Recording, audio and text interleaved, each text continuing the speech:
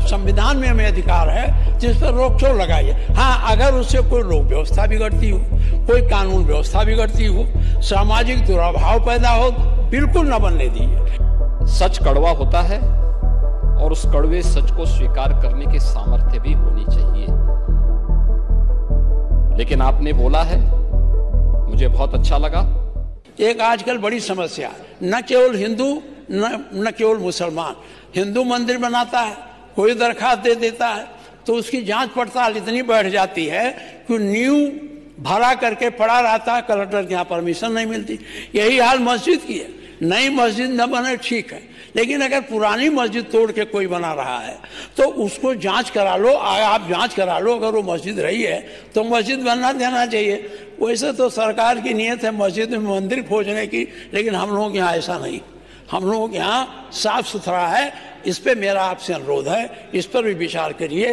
ये इसलिए जरूरी है, ये रोक क्यों, जब संविधान में हमें अधिकार है जिस पर रोक क्यों लगाइए। हाँ, अगर उससे कोई लोक व्यवस्था बिगड़ती हो, कोई कानून व्यवस्था बिगड़ती हो, सामाजिक दुराभाव पैदा हो, बिल्कुल न बनने दीजिए। लेकिन अगर पूरा गांव हिंदू मुसलमान लिख के देता है कि हमें कोई आपत्ति नहीं है, तो कलेक्टर क्यों नहीं परमिशन देता। 26 फरवरी को संभल में 56 वर्षों के बाद शिव मंदिर में जलाभिषेक का कार्यक्रम भी हो रहा था।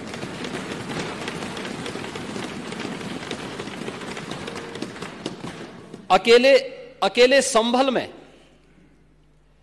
67 तीर्थ थे और 19 कूप भी थे, जिनको एक शरारत के तहत एक निश्चित समय के अंदर समाप्त कर दिया गया,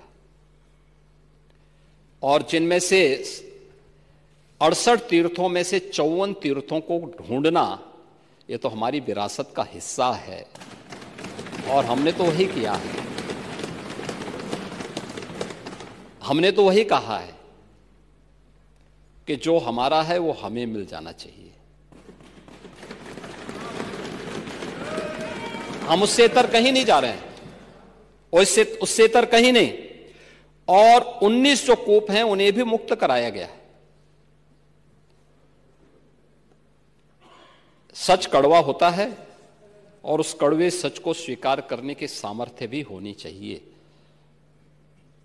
लेकिन आपने बोला है, मुझे बहुत अच्छा लगा।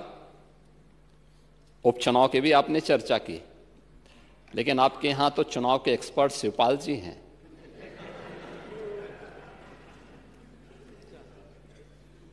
और चच्चू से ज्यादा चुनाव कैसे जीते जाते हैं इसको कौन जान सकता है। ये तो हम लोगों ने भी देखा है, बहुत नजदीक से महसूस किया है। और इसीलिए अच्छा ही है, परोपदेश कुशल बहुतेरे, इसी को कहते हैं। ये दूसरों को उपदेश देते हैं।